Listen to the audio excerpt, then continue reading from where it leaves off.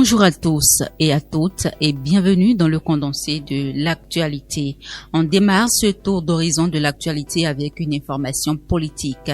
À quelques jours de la prestation de serment du président élu Romuald Wadani, le président sortant Patrice Talon a adressé un message de reconnaissance et d'adieu au peuple béninois à travers une publication sur sa page Facebook ce jeudi 21 mai 2026.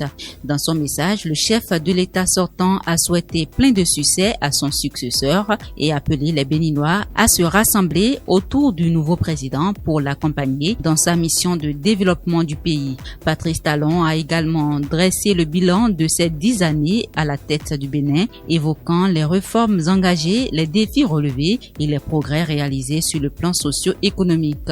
Le président sortant a aussi rendu hommage à son épouse Claudine Gwenagnon-Boviessi Talon, saluant son soutien durant ses 2 mandats. Pour finir, il a exprimé sa profonde gratitude envers le peuple béninois et invité les citoyens à soutenir la dynamique de développement et de prospérité du pays sous la conduite de Romuald Wadani.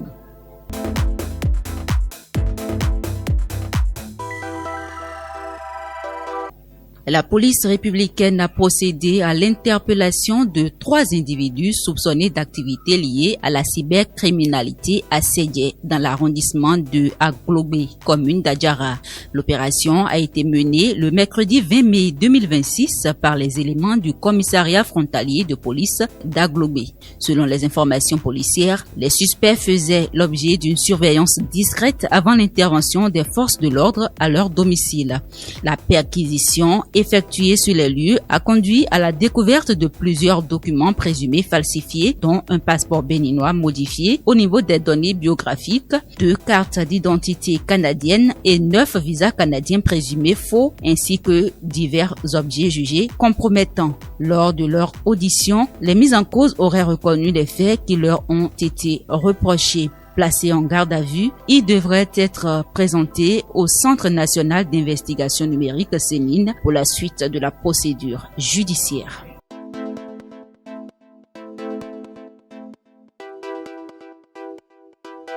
Au Bénin, les autorités ont interdit la consommation et la commercialisation de 3 marques de concentré de tomates, à savoir Leader, Riche Folle et Top Premier, à compter de ce jeudi 21 mai 2026. La décision a été rendue publique par le ministère de l'Industrie et du Commerce à travers un communiqué signé de la ministre en charge du secteur.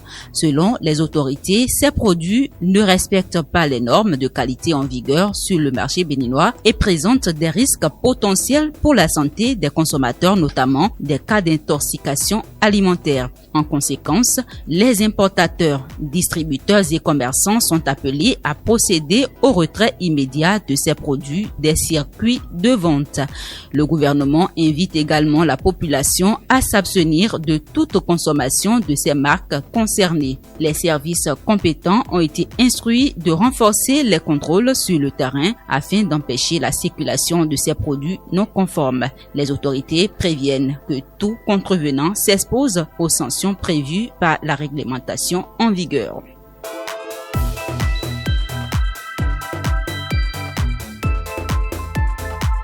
Toujours au Bénin, une tragédie a bouleversé les habitants de Hueyongpa dans l'arrondissement de Rondo-Koé, commune de Zé, département de l'Atlantique. Le corps sans vie d'une écolière a été repêché d'un puits dans l'après-midi du jeudi 21 mai 2026. Selon les informations parvenues à notre rédaction, c'est la grand-mère de la victime qui aurait fait la triste découverte. En effet, la fillette était rentrée de l'école à midi après avoir pris son repas à la cantine. D'après les faits rapportés, elle aurait quitté la maison pour aller mettre le téléphone de sa grand-mère en charge dans une concession voisine. Inquiète de ne pas la voir revenir après un long moment, la grand-mère avec qui elle vivait s'est rendue sur les lieux. C'est ainsi qu'elle aurait remarqué le kaki de sa petite fille flottant à la surface d'un puits. Alertés, les riverains se sont mobilisés pour repêcher le corps sans vie de la fillette. Le chef du village, joint au téléphone, a confirmé les faits, précisant que les parents de la victime résident à Abomey. Les forces de l'ordre dépêchées sur les lieux ont procédé au constat d'usage. Sur instruction du parquet, la dépouille a été remise à la famille pour inhumation. Les circonstances exactes du drame restent pour l'instant inconnues. Rappelons que 3 écolières avaient été retrouvées mortes dans un cours d'eau jeudi 21 mai dans le village de Rindé, arrondissement de Sé, commune de Rouéogli, dans le département du Mono.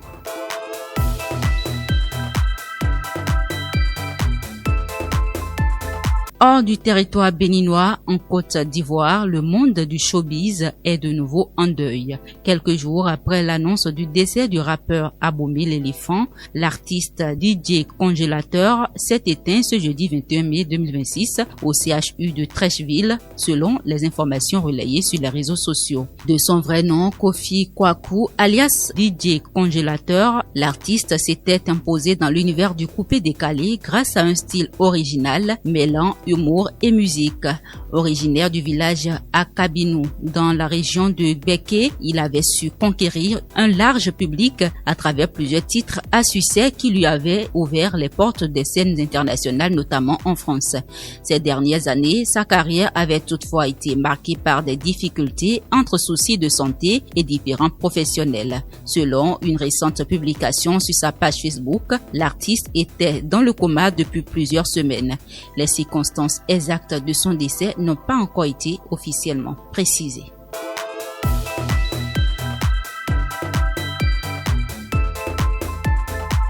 Toujours hors du Bénin, au Sénégal, la justice a donné gain de cause au journaliste Bachir Fofana dans une affaire de licenciement qualifiée d'abusif. L'Agence pour l'économie et la maîtrise de l'énergie a été condamnée à lui verser une indemnisation globale de 64 millions de francs CFA. Selon les informations rendues publiques ce jeudi 21 mai 2026 par des médias locaux, le journaliste avait été remercié le 1er août 2024 sans préavis après l'arrivée d'une nouvelle direction à la tête de l'agence qui avait évoqué une insubordination. Saisie du dossier, la justice a estimé le licenciement irrégulier et a ordonné le versement de plusieurs indemnités, dont près de 55 millions de francs CFA pour licenciement abusif et plus de 5 millions de francs CFA au titre de préavis. Une exécution provisoire d'1 million de francs CFA a également été prononcée. L'AME dispose d'un délai de 15 jours pour faire appel à la décision. C'est tout pour le condensé de l'actualité de ce vendredi 22 mai 2026. Merci de votre aimable attention.